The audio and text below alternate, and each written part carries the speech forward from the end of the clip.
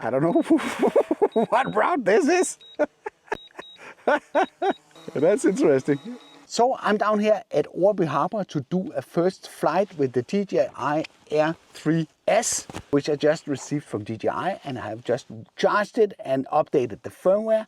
So I wanted to take it out for a first flight. Because we right now have very dramatic sky, it's perfect to put up this drone. Just put it up on the launch pad. One of the things that are really unique with this drone is that it has been upgraded. The main camera has been upgraded to a 1-inch sensor. So we're really capable of capturing some really nice footage with this one. So let's just fly it out here. I did try it a little bit, so it's not completely 100% first flight here.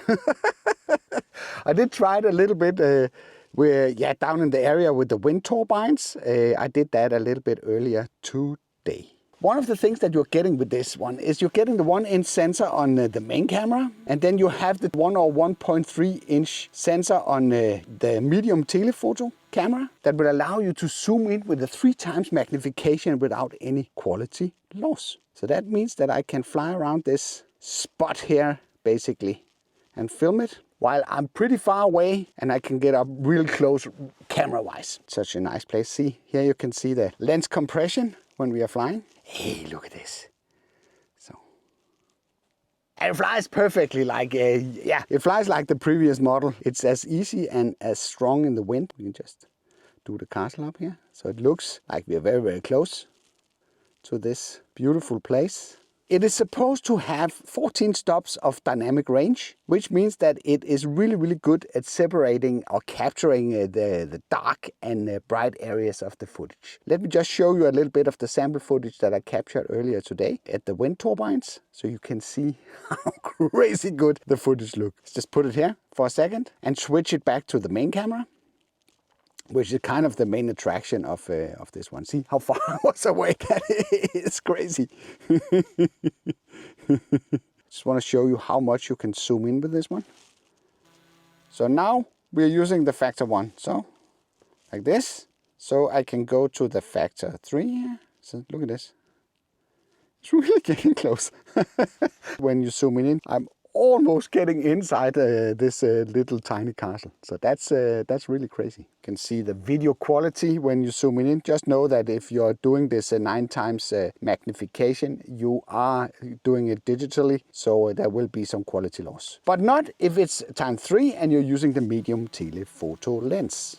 Then it will be absolutely perfect. And right now we are shooting in 4K HDR quality at 60 FPS as well. Let's just do a few photos because we are getting a chance to do like a 50 megapixel photo. We'll just jump in under here under the camera settings just to see what we have it. It's a 12 megapixel photo.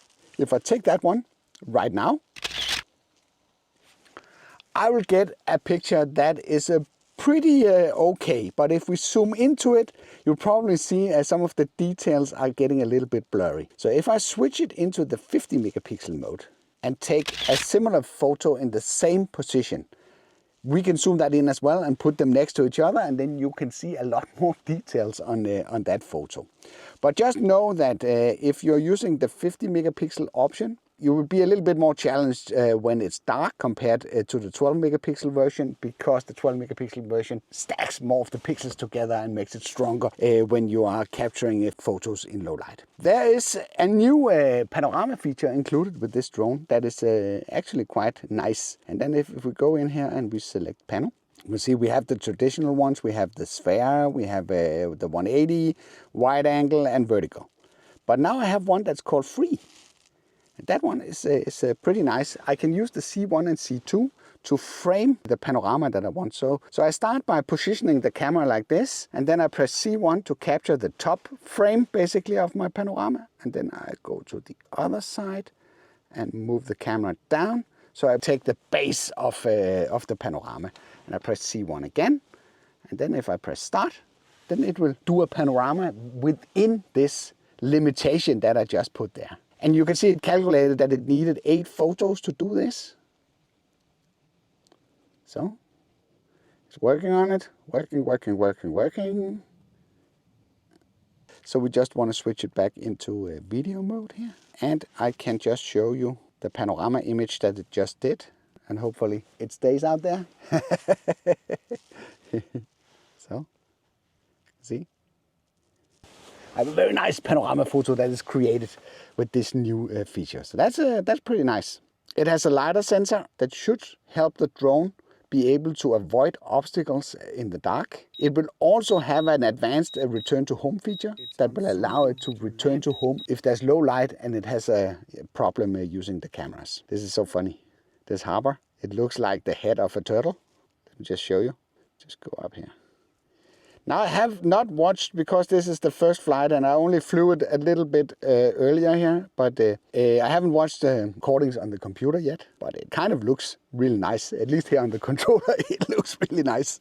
So look at this. And the beautiful thing about the Air 3 and the Air 3S is that the flight time, that is, it stays in the air forever. Where I was a little bit disappointed, I don't know if disappointed, but where I felt that the original Air 3 had a little bit of a shortcoming was that the main camera was not a big sensor. It was basically the same sensor as the medium tele. So it suffered a little bit sometimes when I was out doing more professional jobs. And especially the coloring was completely weird sometimes. So I hope they fixed all that stuff in this one, because the 1-inch sensor, that is absolutely really, really nice. And one of the reasons why people were so fond of the Air 2S, that was because of the 1-inch sensor. So that one is back now. And you gotta love how stable these bigger drones are. Of course, you are sacrificing the noise level.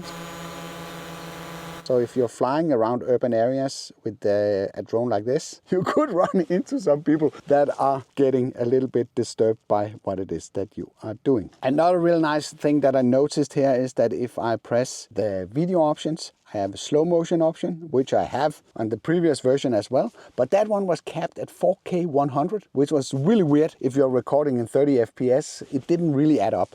But now you have 120 FPS slow motion capabilities in 4K with this drone. And if you need it even slower than that, you can bump it to 1080p, and then you have 240p available. And that adds really, really nicely to the equation.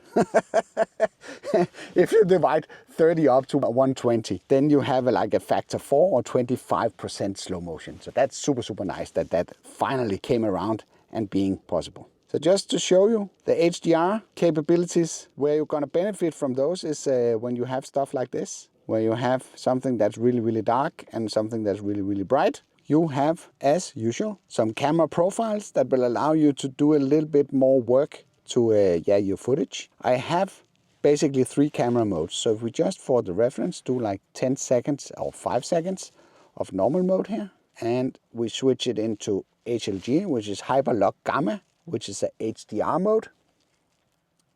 And we have the D-Log M, which makes the image like flat and desaturated. Both HLG and D-Log M, you need to work with those in post to make them look nice. But if you want to see how you can make the D-Log M look like, you have this color display assistant. You can enable that.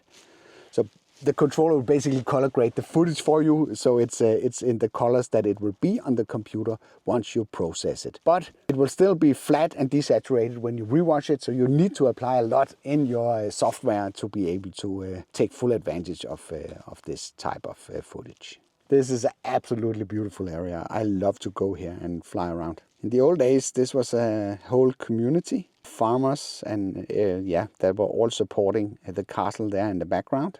Right now it's a guy that has a big shipping company in Hong Kong, I guess, that owns this. It's a Dane, but it's not being kept very well. So unfortunately it's deteriorating, which is a shame, because in my opinion this is one of the most beautiful small castles that we have around here. How beautiful is that? I wish I could buy it. Then I should do something else than teaching about drones. So let's just stop it here. I thought I lost the first flight video.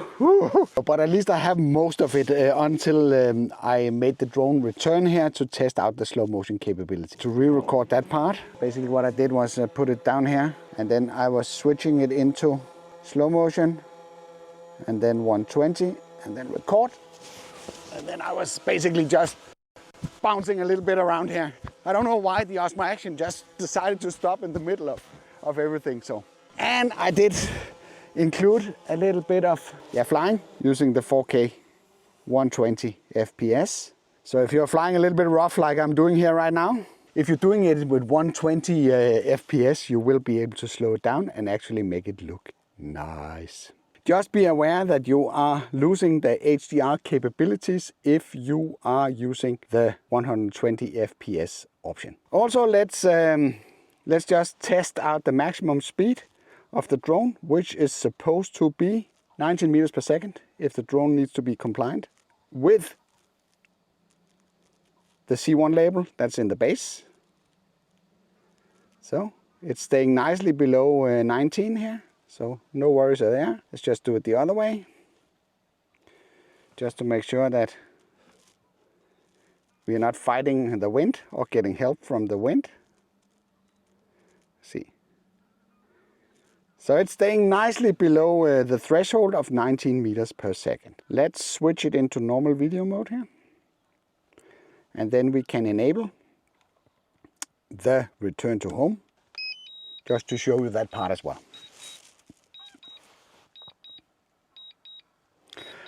I tried it a little bit earlier, that it's refusing to land on the roof. It's actually pretty precise, but it stops around, I don't know, half a meter above the roof.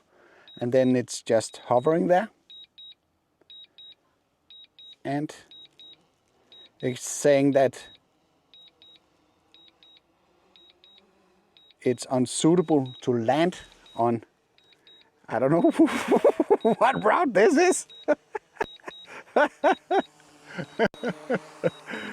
So that's interesting.